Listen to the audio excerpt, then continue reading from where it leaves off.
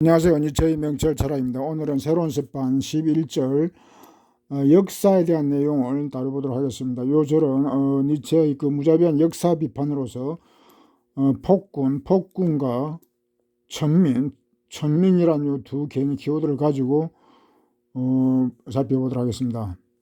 그럼 지난 나라의 것들이 버림받는 것을 나보고 있거니와 그것이 지난 나라의 것 모두에 대한 나의 연민이다. 등장하여 과거에 있었던 모든 것을 그 자신을 위한 교량으로 바꾸어 해석해보는 모든 세대의 자비와 정신 그리고 망상에 그것들이 버림받는 것 말이다.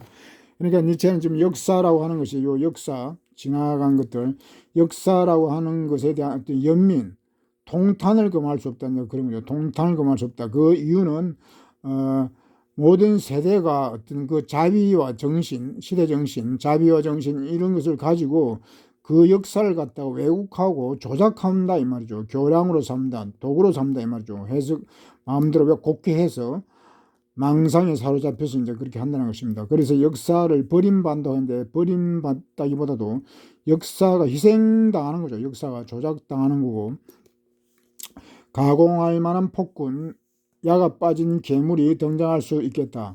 그 자신의 자비와 무자비로서 모든 지난 날의 것을 강제하고 윽박지를 그들이 자신을 위한 교량이 되고 전조가 되고 전령과 달의 울음이 되기까지.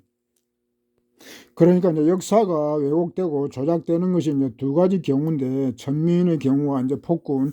그러니까 니체는 역사를 갖다가 일단 폭군의 역사 그리고 동시에 천민의 역사라고 이렇게 이제 보고 있는 것입니다. 우리는 이런 주장을 접하기는 좀 어려운데 야만의 역사 뭐 그런 말은 하는데 니체는 단호하게 그냥 역사라고 하는 것은 폭군 아니면 천민의 역사다. 근데 이 폭군이 어떻게 역사를 가공해서 역사를 왜곡하는가? 무시무시한 이 폭군은 어떻게 역사를 갖다가 왜곡하는가? 이제 그게 나오죠.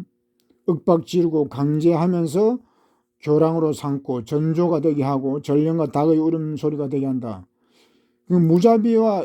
자비와 무자비로서 앞에 요 자비도 나왔는데 그러니까 사랑하는 척 하면서 무자비하게 이제 역사를 갖다가 짓밟아 버리는 거죠. 사랑하는 척 하면서 그러니까 요걸 이제 뭐 상벌 기제 뭐 그런 것으로 볼 수도 있겠는데 하여튼 역사를 갖다가 역사를 사랑하는 척 하면서 겉으로는 역사를 갖다가 뭐 사랑하라 그러고 역사 사랑 뭐 민족 사랑하면서 역사를 강조하는데 요 정치 폭군들은 그것을 이제 악랄하게 유린하면서 이제 이용을 하는 것입니다.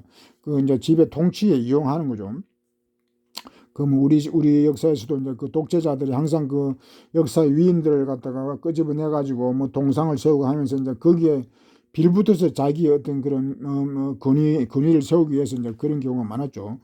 뭐 광화문에 가면 그 뭐 동상들 그 뭐 몇 개씩 있는데 그런 것들 다 정치적으로 이제 이용당한 것으로 보입니다. 그러니까 교랑이라는 것도 이제 도구와 한다는 거고 전조라는 것은 이제 그 전조. 그러니까 역사라고 하는 것이 역사가 있어서 이제 현재로 이렇게 굴러오는 건데 이런 폭군들은 역사를 갖다가 결과에 끼워 맞추는 겁니다. 원인과 결과가 아니라 현재의 역사를 갖다가 끼워 맞추 전조가 되게 한다는 거죠. 좋은 징조로 삼으면서 현재의 역사, 현재의 어떤 그 시대적인 그런 상황들이 다 필연적이다. 그런 것을 이제 강조를 하고 이제 그러면서 닭의 울음소리 이제 새벽을 알리는 그 닭의 울음소리 이제 이런 식으로 그렇게 이제 악용을 하는 거죠. 또 다른 위험은 나의 또 다른 연민은 이것이니 생각이 할아버지에게까지밖에 미치지 않는 전민 출신에게는 시간이 할아버지와 더불어 멈춘다는 것이다. 그러니까 이제 지배자는 이렇게 역사를 무자비하게 난도질을 하고 조작질을 하고 그 다음에 이제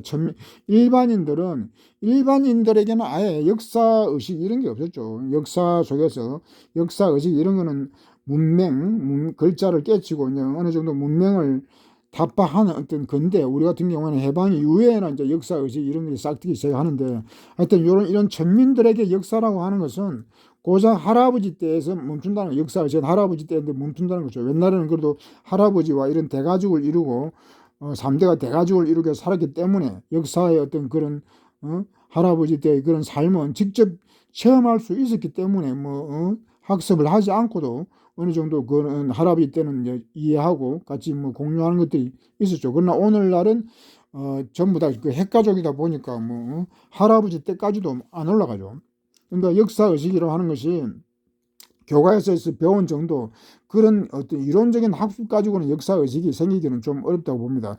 체험, 같이 공유하는 뭐 이런 체험이 있어야만이 온몸으로 체득하는 게 있어야만 역사 의식이 있는데 오늘날 우리 그 현실을 보면은 할아버지 때까지도 알지 못하는 그런 역사를 알지 못하는 그런 엄청 그건 참 한심한 얕은 무라고 하는데 그런 한심한 어떤 그런 지금 시대에 처한 것 같습니다. 지난날의 그 모두는 이렇게 버림받는다, 희생당한다. 천민이 지배자가 되고 일체의 시간이 얕은 물에 빠져 헤어나지 못하는 일이 언젠가 일어날 수 있겠구나. 있기 때문이다. 이미 일어났죠. 이미 얕은 물 이제 요 초인의 세계는 이제 그 바다 깊은 물인데 그런데 도달하지 못하고 강물 같은 그런 얕은 물, 그러니까 역사 의식이 깊이가 없으니까 이런 얕은 물에서 헤어나지 못한다는 것입니다. 사실 이 역사 의식이라는 거 대단히 중요한데도 불구하고 우리 사회에서 이 역사 교육도 제대로 되는 것 같지가 않고 그 일반인들의 그 어떤 역사 의식, 그러니까 민족혼 뭐 이런 거죠. 민족혼, 민족 정신 이런 것들이 대단히 희박하다고 생각됩니다. 이런 역사 의식이 희박하면은 미래도 상당히 불안할 수밖에 없죠. 뭐 이웃 뭐 중국이나 일본 같은 경우에는 그 역사혼, 역사 의식이라는 게 우리의 상상을 훨씬 뛰어넘는다고 생각됩니다. 그 말하자면 중국 같은 경우는 그 중화주의, 그런 사상이라는 것이 있고 또 일본 같은 경우에도 화혼 같은 그런 국가혼 그런 것이 있어요. 그래서 그 일심 뭐 단결하고 그런 것들이 상당히 그 정체성, 국가 정체성, 민족 정체성 그런 것들이 강한데 우리는 우리의 어떤 그런 민족 정신, 민족혼 뭐 이런 것들이 개념으로 잡히는 게는 없는 것 같아요. 중국의 뭐 중화주의 같은 그런 게 개념으로 이렇게 잡히지 않는다는 것은 그 민족 정신, 민족혼이 결여되어 있다고 그렇게 볼 수 있거든요. 왜냐하면 그 뭐 당군 신화의 뭐 홍익 인간 정신, 뭐 홍익 인간이라든가 뭐 제세위와 우리 민족의 그런 고유한 사상이 있음에도 불구하고 이런 것을 누가 이런 것이 헌법에도 없고 하기 때문에 이런 우리 민족혼이 뭐냐 이렇게 물으면은 그게 대답할 사람이 없죠. 뭐 홍익 인간이 우리의 민족혼이다 이렇게 말할 사람은 그렇게 많지 않을 것 같아요. 그래서 그 뭐 신화 뭐 학교에서 신화라고 당군 신화라고 그렇게 배워가지고 그에 대해서도 믿음도 약하고 하여튼 이런 신화가 없고 민족혼이 딱 그렇게 확고한 민족혼이 없는 그런 나라에서 그 역사의식 이런 것은 상당히 미미하고 이런 그 얕은 물에서 헤어나지 못하는 그런 우리의 처지가 아닌가 그런 생각되어 연민이 일지 않을 수가 없습니다. 그 때문에 오 형제들의 모든 천민과 모든 전제의 폭군적인 것에 대적하는 적대자 새로운 서판의 고결이라는 말을 써놓을 그런 새로운 귀족이 출현해야겠다. 그러니까 이제 니체는 이제 대안으로 귀족이란 말을 하고 이제 천민의 시대, 폭군의 시대가 아니라 이제는 새로운 시대, 새로운 세상을 열어 나가야 되는데 그 새로운 그 세상을 열어가는 그 시대의 주역으로서 새로운 그 이제 이름을 부여하는데 그게 이제 귀족이라는 이름을 부여했습니다. 그러니까 귀족이라고 해서 이런 뭐 봉건 귀족이 아니고 천민과 폭군이 아닌 그 천민과 폭군은 그 전에 그 우정에 대해서 할 때도 그 니체가 그 벗이 될 수 있는 자격은 폭군이어도 안 되고 천민이어도 안 된다 그런 얘기를 했거든요. 그러니까 평등한 어떤 그런 고결한 그런 사람들끼리만이 어떤 우정과 그런 동지 이런 것이 싹틀 수 있지.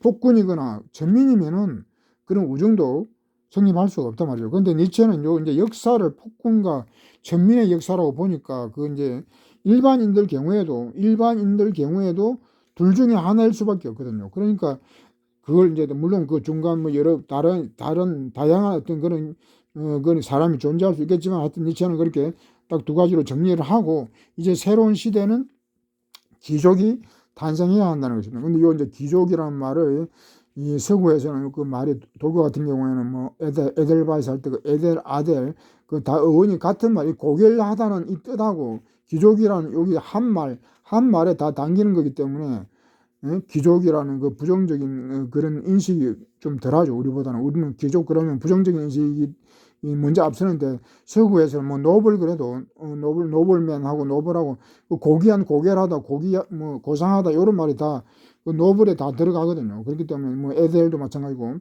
그러니까 요 고결함과 귀족이라는 게 같은 거니까 뭐 거부감이, 이렇게 생각하면 거부감이 없으리라고 생각됩니다. 그러니까 저는 그 새롭게 이름을 지었는데 요 말이 그 에델 노블 그 말이 너무 좋은 말이니까, 고귀한, 여기서 고결되는 고귀한 그런 좋은 말이기 때문에 저는 이제 그 말을 다시 이제 쓰는 것입니다. 그러니까 옛날 용어이긴 해도 옛날 용어인데 새로운 의미를 담아가지고, 천민이라든가 이런 폭군이나 너무 말이 너무 안 좋기 때문에 옛날 말을 하도 이제 새롭게 개념을 개념을 정의해가지고 그 쓰는 것도 그 좋은 현상이죠.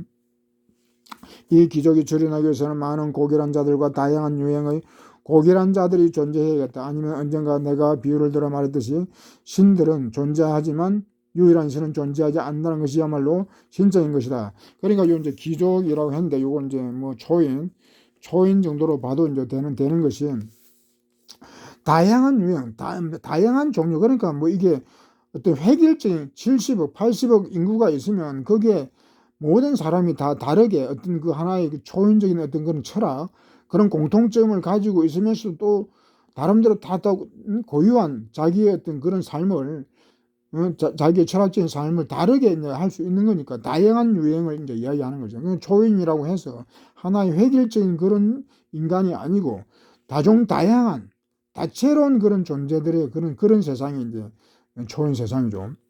그런데 또 이 신을 이야기하는데, 신들이 유일신, 물론 유일신 이런 거는 저 당연히 이제 거부합니다만은 다신적인 어떤 그런 모습, 그러니까 요 이제 신이 다양하다 요 말은 니체는 그 신 종교를 부정해도 이제 신화적인 것을 또 그런 걸 니체는 요청을 하는데, 그 이유는 어떤 신이라고 하는 그 존재가 벌써 이제 전지전능 그런 걸 기본으로 깔고 있기 때문에, 이런 것이 있음으로 해서 인간은 그것을 본받으려고 하는 그런 의욕이 생길 수 있는 거죠. 의지가. 그런 뭐 전지전능 이런 것은 인간의 어떤 오랜 꿈이고, 그것을 불가능하다 할지라도 그것을 인간이 포기할 수는 없는 거니까, 그런 차원에서 이제 이런 어떤 다신적인 그런 신, 그러니까 신이라기보다도 인간적인 그런 어떤 최고의 어떤 그런 이상, 그런 신이라면은 그런 것도 조금 요청될 수 있다. 필요악으로서 존재할 필요가 있겠다 하는 그런 것을 지금 여기서 넌저시 표현했다고 봅니다. 갑자기 신들 이야기가 나온 이유가 신과 같이 춤추는 신과, 춤추는 신하는데 춤추는 신과 함께하는 그런 초인 세상이면 더 좋겠다, 이제 그 말이죠. 12절에서도 이제 또 역사 이야기가 나오고 이제 귀족에 대한 이야기가 이제 계속 나옵니다. 근데 역사하고 왜 또 도덕 이 서판이라고 했는데 왜 역사 얘기가 나오는가 하면은, 도덕이라는 것은 선악의 문제는 역사에서 뭐 선악을 떠나서는 역사를 이해할 수 없죠. 그러니까 선악 자체가 역사 속에 있는 것이고, 또 선악은 인간의 모든 것, 선악이라고 우리는 학교에서 뭐 어떤 개인의 도덕 뭐 그런 쪽에 치중한 감이 있는 것 같은데, 그게 아니고 인간의 모든 정책적 사회 문화 모든 것에서의 어떤 선악, 가장 좋고 옳고 그러고 뭐 가장 바람직하고 이제 그런 것을 밝히고 하는 것이기 때문에, 역사는 당연히 이제 도덕 철학의 이제 대상이 되는 거죠. 그러니까 도덕 선악의 개념을 확고하기 위해서는 또 역사를 공부하지 않을 수 없는 것입니다. 그러니까 역사 요 천민이라든가 요 이제 폭군 이런 거는 도덕적으로 악한 존재들이죠. 악이죠. 그러니까 이제 선의 개념으로서 여기서 이제 기족이 등장하는 거죠. 그러니까 역사라고 하는 것은 이 도덕 철학의 어떤 그런 현장이라고 볼 수 있죠. 현장. 형제들이여, 너희의 새로운 기족으로 이제 기족으로 서품하노라. 기족을 부여하노라. 기족의 명예를 부여하노라. 이제 우리들에게 기족의 명예를 부여했단 말이죠. 그 길을 가도록 가르치는 바이다. 너희는 미래를 분만하는 자, 양육하는 자가 되어야 하며 미래의 씨를 뿌는 자. 그러니까 요 초인은 이제 시대에는 아직 등장하지 않았기 때문에 미래의 존재, 미래의 어떤 그런 희망 이상으로 이제 이렇게 했는데, 지금 150년 지났으니까 지금은 여기 현실이 돼야 되죠. 미래를 낳고 미래를 키우고 미래를 했지만 지금은 현실이 이제 당연히 되어야 되는 것입니다. 물론 초인다운 어떤 초인적인 그런 사람들을 좀 볼 수도 있지만은 일반적으로 보면 전체적으로 보면 아직도 초인의 어떤 그런 개념조차 우리 사회에는 없기 때문에 아주 또 절망적인 그런 모습도 볼 수가 있죠. 근데 요 이제 기족적인 기족 같은 고귀한 이런 고귀한 초인은 초인으로 봐도 됩니다. 초인, 준초인, 기족이라고 했지만은 소상인들처럼 소상인의 황금으로 살 수 있는 그런 기족이 아니다. 응? 그러니까 초인이 되고 안 되고 하는 거는 돈으로 황금으로 뭐 되는 게 아니죠. 그리고 또 이제 그 값이 매겨진 것은 하나같이 가치가 적다. 응? 초인 뭐 고귀한 것은 뭐 사랑 뭐 이런 뭐 사랑이라든가 뭐그 창조라든가 또는 뭐 동경 뭐 이상 이런 것은 좋은 것들은 하여튼 다 이제 이 돈으로 그렇게 계산되고 그런 게 아니죠. 가치가 적기 때문에 앞으로 어디에서 왔는가가 아니라 그리고 이제 또 이제 그 초인 기족의 조건으로서 어디에서 왔는가가 아니라 어디로 가고 있는가 하는 것이 중요하다는 것입니다. 가는 것이 그것이 너희 명예가 되어야 한다. 너희 자신들을 뛰어넘고자 하는 의지와 발길 그것이 너희에게 새로운 명예가 되기를. 그러니까 뭐 과거 어디 출신이라든가 뭐 혈통이라든가 그런 게 중요한 게 아니고 지금 뭐 어떻게 사는가 그것도 중요한 게 아니죠. 미래 어떤 방향을 가지고 어떤 철학을 가지고 어떤 목표를 가지고 그렇게 살아가는 거 이제 그 초인 목적이죠. 그것이 거기에 모든 명예가 다 영광이 있다는 것입니다. 그 자기 자신을 띄워놓고 이제 자기 자신을 초월하고 이제 자기 자신 이렇게 했는데 여기 이제 철학이 이제 개인적인 철학이 아니니까 여기서 요 자신이라고 했지만은 우리 사회, 우리의 민족, 우리 시대가 지금 뛰어넘어야 할 것 그런 걸 다 이제 포괄해야 되겠죠. 소설적인 형식도 여기 내용도 있기 때문에 그런 주인공 뭐 이런 개인적 개체들이 등장할 수밖에 없는 그런 어떤 형식상 표현상의 그런 문제가 있지만 니체는 철학자로서 이제 우주 세계 모든 문명 인류를 그렇게 이제 사고하는 거기 때문에 요 이제 요런 개체 이름이 나와도 좀 그 넓은 큰 시각에서 이렇게 이해하는 게 좋겠습니다. 그리고 진정 군주에게 봉사했다는 것이 아닌 군주가 뭐란 말이냐. 그러니까 귀족이라는 것은 과거에는 뭐 왕에게 봉사하고 이런 것들이 이제 그 귀족이었는데 그런 게 아니고 새로운 어떤 그런 고귀한 인간으로서의 어떤 귀족. 영어로 노블맨, 뭐 노블 피플 그렇게 한 거 보더라고요. 그러니까 그 새로운 이 귀족은 뭐 군주 이런 거하고는 비교가 안 된다 이 말이죠. 군주가 무슨 소용이냐.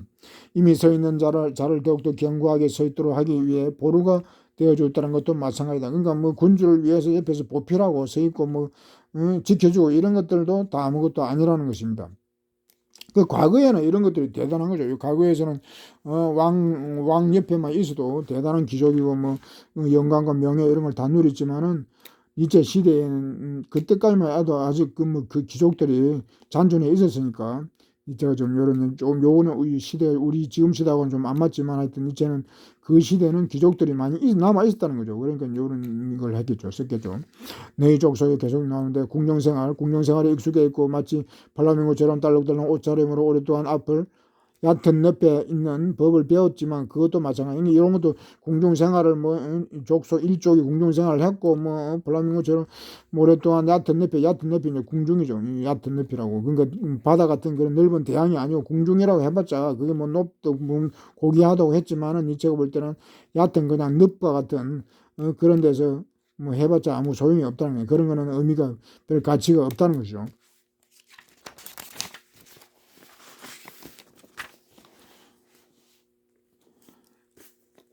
신하의 공헌이 신하의 옛날 그 신하들에게는 그런 것들이 뭐 자랑이 되고 했지만 지금은 이제 소용이 없다는 겁니다.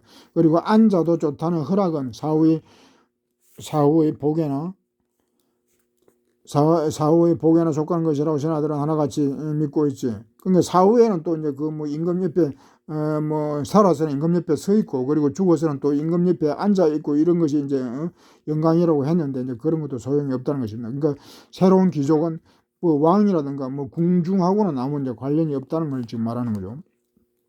저들이 신성하다 일컫는 어떤 영혼이 너희의 조상을 약속된 땅으로 그 땅으로 인도했다는 것도 그렇다. 나 그 땅을 찬미하지 않다. 온갖 나무 가운데서 가장 고약한 나무인 십자가가 자란 그 땅에 찬미할 것이 하나도 없으니 여기 이제 찬미 약속의 땅 요는 이스라엘 그 뭐 출애굽기 뭐 그 나오는 그 뭐 신 그때 그 누구죠 그 하여튼 이집트에서 그 이슬람족들이 그 탈출해가지고 그 이제 팔레스타인으로 오면서 그 약속의 땅으로 갔는데 그러니까 여기서 니체는 이슬람 그 이스라엘 민족들 그 유대인들을 갖다가 유대인은 니체가 그 민족을 찬양합니다. 그 유대인들은 어떤 그 고난의 역사 뭐 그런 게 있기 때문에 니체는 유대인 민족에 대해서는 찬미하지만은 지금 이 그 유대인 민족들이 종교 그 예수를 십자가 이제 예수죠. 예수를 이용해서 그것도 예수에 대해서도 니체가 예수를 한 인간으로서는 존중해요. 니체도 예수라고 하는 그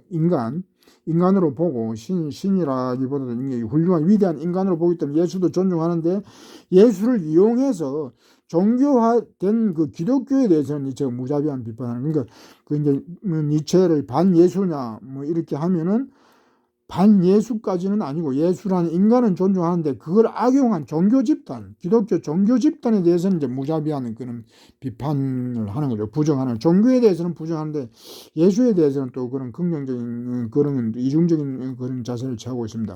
그러니까 여기서 이제 이슬람 그 국가 그 땅이라고 했으니까 이슬람의 이스라엘 그 국가에 대해서는 찬미할 것이 하나도 없다는 것입니다.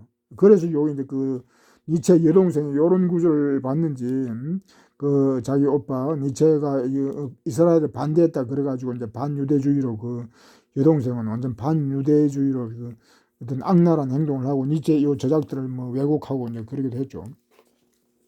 그러니까 니체는 반유대주의는 아니고 이런 어떤 십자가를 예수를 이용한 그런 종교 세력화된 어떤 국가로서의 그 이스라엘에 대해서는 상당히 반감을 여기서 이미 가지고 있다는 것을 볼 수 있습니다. 그리고 진정 성령이라는 것이 자신의 기사들을 어디로 인도했건 그 행군의 모세죠. 모세 그 에집트 뭐 달에 출애굽기인지면 그 모세가 이렇게 이제 인도했다는 겁니다. 그리고 진정 성령이라는 것이 자신의 기사를 어디로 인도했건 그 행군의 선두에 달리면서 언제나 염소와 그의 모델들이 개박한 사람들이었다. 요거는 이제 보니까 뭐 십자군 전쟁 뭐 그 얘기를 하는 것 같아요. 그 십자군 전쟁을 그 뭐 이슬람 그 저기 자꾸 이슬람 얘기가 나오네요. 그 이스라엘 그 역사에서 뭐 그 유대교 또는 기독교에서 그 하여튼 그 십자군 전쟁은 대단히 그 중요한 뭐 그런 게 있는 것 같습니다. 그래서 이제 그 이야기를 하면서 그러나 니체는 이제 그것이 아무것도 아니다 이 말이죠. 뭐 염소나 요런 뭐 염소는 종교인 정도 되겠는데 뭐 초식 동물이 그러니까 아주 순한 양 같은 그런 존재들. 물론 그 이제 민중들에게는 뭐 포괄적으로 하지만은 니체는 그 종교인들을 이렇게 염소, 양 이렇게 이제 비유를 합니다.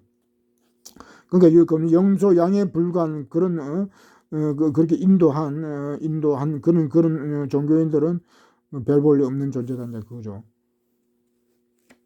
형제들아 너희의 기족적 기쁨은 뒤가 아니라 앞을 기족적 기쁨은 앞을 내다봐야 한다. 너희는 모든 아버지와 조상들의 나라에서 쫓겨난 신세여야 한다. 이것도 이제 좀 쫓겨난 신세 기품이라고 했는데 기족적인 어떤 그 기족 자격이죠. 새로운 어떤 그 초인적인 그런 기족의 어떤 그 자격, 기품, 품성인데 그 품성, 기품, 그 노블에는 기품 뭐 이런 뜻도 있죠. 노블, 기품.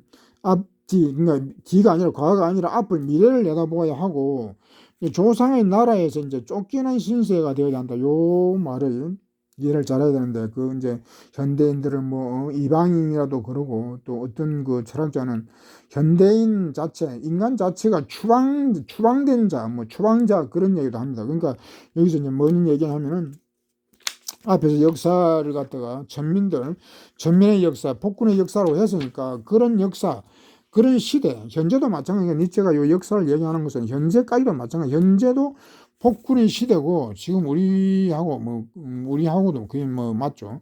이런 폭군의 시대 그런 전민의 시대이기 때문에 여기에서 우리가 살 수 없단 말이죠. 여기서 그러니까 추방자의 어떤 그런 자세 완전히 다른 삶을 다른 세상을 갖다가 꿈꾸는 그렇기 위해서는 추방자의 자세 이방인의 자세 완전 낯선 존재가 되어가지고 그렇게 되어야만이 새로운 미래를 이제 창출한다는 겁니다. 그러니까 추방자가 쫓겨난 현재 추방자의 자세로 그렇게 사는 것이 기족적인 어떤 그런 품성이라는 것입니다. 이거 대단한 표현이죠. 추방자라는 말을 그 뭐 팔레스타인 팔레스타인 그 사람 중에 유명한 사람이 자기들은 워낙 그 이스라엘 사람들한테 뭐 폭격당하고 뭐 그 핍박받고 보니까 그냥 인류가 원래 추방된 자들이다라는 그런 말을 해가지고 아주 유명한 그 사람이 있는데 이름은 기억나지 않지만 하여튼 그 팔레스타인 그 사람들의 그 어떤 그 고난의 역사를 그렇게 이제 인류의 어떤 그런 추방의 역사 그것을 이제 그 보면서 자기 민족에 대한 어떤 그런 연민을 이해할 수 있는 그런 계기가 되는데 사실 어떤 그런 민족이고 인류의 그 역사를 보면은 추방이라고 하는 거, 그 미국 놈들이 그 원주민들을 뭐 몰살하고 뭐 추방시키고 이랬듯이 추방 역사라고 하는 지금 추방하느냐 추방당하느냐 사실 그런 거예요. 우리나라가 경우에도 우리나라도 뭐 그 추방 그런 게 없었다고 이렇게 뭐 할 수도 있겠지만은 따지고 보면 사실 우리나라 같은 경우에도 그 원주민들이 분명히 있었을 거란 말이에요. 그러니까 우리 원주민이 있다고 보면은 누군가는 쫓겨났을 것이고 지금 현재를 보더라도 사람들은 계속 추방당하고 또 추방시키는 놈이 있고 이제 그렇단 말이죠. 그러니까 뭐 집 같은 돈이 없는 사람은 자꾸 이제 가난한 데 서울 같은 경우에도 뭐 원주민들 뭐 원주민으로 해봤자 시골에서 올라와가지고 이제 변두리를 이제 차지하는 그런 사람들이 다 이제 돈이 없어서 계속 서울의 변두리에서 살다가 또 이제 지역으로 지방으로 이렇게 쫓겨났단 말이죠. 쫓겨나고 이런 지금도 물가 뭐 전세 집값이 계속 상승하니까 또 쫓겨나고 이렇게 하는 거 보면은 이 인간의 역사라고 하는 것이 이제 추방의 역사가 아닌가. 참 니체는 이런 통찰을 아마 니체가 처음 한 것도 같은데 참 대단한 거라고 생각됩니다. 인간의 역사를 추방된 자와 추방하는 자 이런 맥락에서 보면은 또 상당한 그 어떤 지혜가 생겨날 수 있다고 봅니다. 너희는 너희 아이들의 나라를 사랑해야 된다. 이 나라에 너희의 새로운 귀족적 기품이 되기를 더없이 먼 바다에 있는 아직 발견되지 않은 나라를 말하다. 나 너희의 돛에서 그것을 잡고 찾으려고 명하는 바이다. 그러니까 또 아이들의 나라라고 이제 이렇게 하죠. 그러니까 니체는 초인이라고 하는 것이 개인의 문제가 아니고 초인의 아이는 이제 나라를 이제 초인을 상징하니까 나라를 만드는 겁니다. 초인의 민족을 만들고 그리고 니체는 또 이제 유럽이니까 유럽 전체의 통일까지도 이제 이야기를 많이 하죠. 그러면 또 이제 초인의 세계로 만드는 거. 이런 나라를 만드는 이런 큰 틀을 가지고 있는데 니체를 뭐 개인주의 뭐 나와 너가 뭐 초인이 되고 안 되고 그런 개인 차원의 문제가 아니라는 것입니다. 전 사회가 초인으로 가는 그런 나라를 이제 사랑해야 된다는 거죠. 이제 그게 새로운 기족적 기쁨이 되기를 먼 바다에 있는 근데 그 나라는 니체 때는 아직 오지 않은 그런 나라니까 먼 바다에 있는 이렇게 표현한 게 아직 발견되지 않은 나라다. 그러나 우리는 지금은 충분히 그런 조건이 되었기 때문에 우리가 이런 초인의 세상, 초인의 나라를 꿈꿀 수 있고 또 이제 시도를 해야 되겠죠. 근데 요 도치라고 하는 요 표현, 다른 데서는 이제 교활한 배가 아니고 이제 요 바다를 가니까 배가 아니고 도치라고 하는 것은 교활한 그러니까 이제 변증법적으로 요 도치라고 하는 것이 그 이제 바람을 또 역풍을 이용하고 이제 그럴 수도 있기 때문에 그런 이제 그런 고난 속에서도 그런 태풍이라든가 이런 또 역용할 수 있는 그런 지혜까지도 가지고 있어야만이 이제 그 바다에 이제 도달할 수 있다는 거죠. 도치란 옆에 너희가 너희 조상의 아이들이란 사실을 너희의 아이들에게 보상해 줘야 한다. 그렇게 함으로써 지난 날의 그 모두를 구제해야 한다. 이 새로운 습관을 나 너희 위에 이제 내거노라. 이것도 좀 생각을 해봐야 될 문제인데, 그러니까 이 시대가 역사가 천민과 폭군의 역사이기 때문에 니체는 이런 역사에 대한 어떤 그 책임, 그러니까 이 제의식이 될 수도 있죠. 이런 역사를 살고 지금 시대가 이런 시대라면은 어떤 그런 죄라는 것이 있는 것입니다. 왜 이런 역사가 되었는가? 참 부끄러운 일이죠.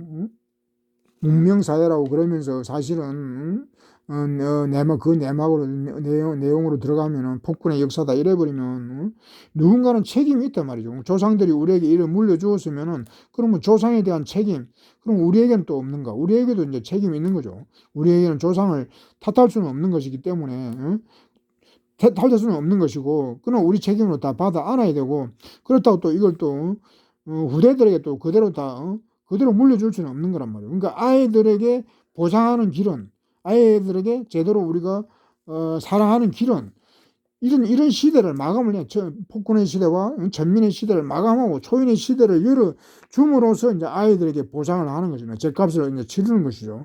그럼으로써 동시에 이제 과거 조상에 대한 선대에 대해서도 이제 구제를 하는 조상 역사를 구제까지도 하는 거죠. 그러니까 우리가 어떻게 하느냐에 따라서 조상에 대한 죄를 씻느냐 또 후대들에게 아이들에게 또 죄를 더하느냐 하는 문제가 이제 이중적 책임이 있는 거죠. 이 13절은 허무주의에 대한 내용을 담고 있습니다. 왜 사는가? 모든 것이 헛되거늘 3. 그것은 짚을 트는 것과 같다. 3. 그것은 제 몸을 불태우고 따뜻해지지 않는 것이다.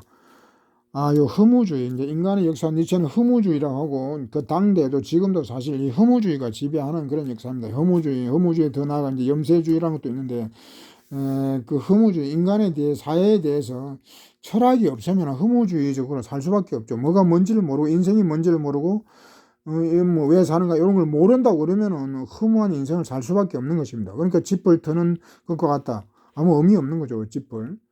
아무 의미 없이 산다. 헛고생만 한다, 이 말이죠. 그래서 제 몸을 불태우고도 아무리 열정적으로 노력을 해도, 따뜻해지지 않나, 행복할 수 없다, 뭐 보람을 느낄 수 없다, 이제 그런 것이죠. 예로부터 전해 내려온 이 같은 요설이, 그러나 요 허무주의의 역사가 엄청나게 길다는 겁니다. 옛날부터, 뭐 고대, 뭐 공자, 명자, 뭐 플라톤까지도 다 니체는 허무주의를 하는데, 옛날부터 2500년 전부터 철학의 역사 뭐 시작과 함께 이제 요런 요설들이 이런 헛소리들이 이제 이렇게 내려온 거죠. 그런데 요게 이제 사람들은 지금도 허무주의 시대를 사니까 요런 것을 이제 지혜로 이제 간주를 한다는 것입니다. 오래된 것이기 때문에 곰팡이가 썰고 곰팡이 냄새가 나더라도 이런 것을 지혜로 하면서 숭상을 하고 존귀하게 이렇게 떠받들다는 거죠. 허무주의 이런 역사가 오래되고 이것이 이런 데서 세대되어 가지고 오늘날까지도 허무주의가 이런 지배적인 어떤 사회 이데올로기로 이제 작용을 하고 있는 것입니다. 아이들이라면 그렇게 이하여도 좋으라. 불에 된 일이 있는 아이들은 불을 무서워하지. 오래된 지혜서에는 아이다한 것이 많이 들어있다. 이런 고전 이름을 뭐 그 장의 고전 뭐 이렇게 하면서 그러나 이제 요런 지혜서 고전이 지혜서이라고 하지만 이제는 요 지금 아이 같다 이 말은 여기서 이제 유치한 이제는 아이를 이제 초인의 상징으로 좋게 보지만은 여기서는 유치한 그다 이 말이죠. 유치하다 이런 것을 지혜서라고 하는 거 허무주의 이런 내용이 지혜롭다 하는 것은 그거는 참 무지하고 유치하고 무지하고 그런 거죠. 사실 뭐 공자 명자라든가 뭐 소크라테스 플라톤까지도 다 그 허무주의 내용들이 많습니다. 니체의 어떤 철학에서 보면은 허구한 날 집이나 들고 있는 집단이나 들고 있는 자가 그 타작을 비방했어야 되겠는가? 그 같은 바보라면 누군가가 나서 그 입을 털어마야 하리라. 요 집을 터는 거하고 요 이제 집이라고 하는 것은 우리에게 집은 그 이제 쌀을 나락을 털고 이제 그 나락을 털고 나락을 떼고 남은 게 이제 그 집인데 요 서구에서는 그 쌀 나락이 붙어 있는 것까지도 이제 집으로 보는 것 같아요. 그래서 여기 지금 집을 털면 자기는 털면서 그게 이제 곧 타작인데 타작을 비방하니까 요 이제 자가당체 모순이 나오는 거죠. 그러니까 허무주의자들이 말로는 허무주의, 흠한 것을 쫓고 뭐 부귀 공명 이런 걸 다 니체는 흠하다고 보는데 흠한 것으로 보는데 그런 것을 뭐 부정하는 듯 뭐 허무주의 이렇게 물론 노골적으로 이렇게 허무주의를 갖다가 뭐 내세우지는 않죠. 근데 그 살아가는 것은 뭐 인생 별거 있나 뭐 이러면서 그 허무적인 사고에 다 쩔어 있으면서도 사실은 그 욕심들이 탐욕이 많죠. 그러면서도 그러면 허무한 세상이면 살 이유가 없으면 다 죽어야 되는데 죽지도 않고 살아가는 것은 허무하지 않고 뭔가 즐기는 게 있다는 거죠. 쾌락주의 염려 빠져가지고 그러니까 이제 모순적인 이렇게 행동을 하는 거지. 그 특히 이제 종교인들이 그러죠. 종교인들이 천국이 좋다 그러면 다 천국 그냥 가면 되는데 다 살아남아 가지고 그것도 장수를 하고 뭐 별짓을 다 한단 말이죠. 뭐 쾌락 이런 거 다 누리면서 탐욕 뭐 이렇게 하면서 천국을 뭐 천국 지상 천국 뭐 그런 이야기를 한다. 저편의 세계가 뭐 좋니 많니 뭐 그런 이야기를 한다는 게 그게 이제 모순이죠. 말도 안 되는 거죠. 지피나 들고 있는 자가 이제 비방한나 그 바보가 아니라면 바보 같다는 소리지. 바보라니까 바보니까 그렇게 한다는 거죠. 누군가가 나서서 입을 틀어 막아야 하겠다. 그런 자들은 식탁에 자리할 때도 아무것도 심지어는 왕성한 식유까지도 가져오지 않는다. 그러고는 모든 것은 더덥다. 헛되다라고 비방만 해내다. 그냥 뭐 허무주의를 하니까 무기력한 상태다. 모든 의욕도 없고 의욕 상실, 뭐 자포자기, 뭐 체념, 뭐 그런 사람들이 많기도 하지만은 그러나 이제 허무주의 뭐 이런 종교인들은 식욕은 왕성하죠. 이렇게 식욕, 쾌락 이런 거 밝히는 데는 또 왕성하단 말이죠. 그러면서도 이제 헛되다 말을 한다 이 말이죠. 잘 먹고 잘 마시는 것, 형제들이여 그것은 결코 쓰잘데기 없는 기회가 아니다. 도무지 기뻐할 줄 모르는 이달의 섭판을 보세보라. 요 이제 거대 담론을 지금 허무주의라고 하는 이 거대한 이야기를 하면서 이제 여기 또 이제 결말은 일상의 어떤 그런 의미, 잘 먹고 잘 사는 의미, 잘 먹고 잘 사는 게 뭐 경제적으로 그런 것이 아니라 어떤 초인이 되기 위해서도 그 일상의 삶은 중요한 겁니다. 그러니까 일상에서 우리가 이렇게 뭐 건강하고 일상에서도 초인적으로 고귀한 삶을 일상이지만은 얼마든지 고귀한 삶이 있고 거기에도 이제 천박한 삶이 있을 수 있거든. 그러니까 그 일상에서부터 그런 고귀한 삶을 삶으로써 초인에 이제 도달하는데 그게 도움이 되는 것이기 때문에 이제 그런 것도 신경 기술이다 기회다 하찮은 그런 것이 아니기 때문에 그런데도 이제 신경을 좀 써야 되는 거죠. 그러니까 뭐 건강 같은 경우에 뭐 건강 문제 이런 게 사실 중요한데 우리는 건강에 대해서 별 그렇게 큰 관심이 없단 말이죠. 자기가 몸이 뭐 아프기 전에는 건강에 대해서 모르고 뭐 무조건 그냥 현대과학, 현대의학에 그냥 맹신하면서 의사들의 어떤 지식 그런 데만 그냥 따르고 내 몸을 갖다 의사한테 맡기는 그런 게 이제 대부분인데 이제 그런 것부터 해서 니체는 병도 많았지만 자기 스스로 이제 병을 많이 이제 자연 치료라든가 뭐 이런 스스로 고치려고 많이 참 엄청난 노력을 했죠 니체는. 그러니까 그 옛날에 그런 뭐 옛날에는 그런 책도 의학책도 그런 과학도 지금보다는 그렇게 형편이 안 좋은데도 불구하고 니체는 스스로 자기 몸을 평생 하여튼 병과 함께 살면서 스스로 이제 그렇게 치유를 하고 그랬듯이 이제 그런 차원에서 니체는 자기 몸이라든가 요런 일상에서의 어떤 개인적인 것도 그런 것도 이제 무시해서는 안 된다는 것입니다. 그러니까 니체가 거대 담론을 이야기하지만은 거대 담론을 그 실천하고 그런 좋은 세상을 만들기 위해서는 자기 자신의 일상도 이제 건강하고 잘 챙겨야 된다는 거죠. 그러니까 요 일상에서만 매몰되고 그러면 이제 그거는 안 되겠죠. 일상에서만 그 매몰 놀아나면 그것은 거대 담론을 완전히 무시하고 그렇게 되면 안 되겠지만은 하여튼 조인이 되는데도 요런 일상의 삶이라고 하는 것이 기술을 요할 만큼 상당히 중요하다는 거. 그리고 이제 기뻐할 줄도 알아야 된다는 거 이제. 그러니까 요 종교인들 요 웃음을 갖다 금합하고 이제 그렇게 무거운 시대에 있는데 그런 이 귀족이라고 하는 것은 이제 춤추고 기뻐할 수 있는 웃을 수 있는 그런 이제 사람들이고 이제 그런 사회를 이제 만들어야 된다 이제 그런 내용입니다. 오늘 여기까지 하겠습니다. 수고했습니다.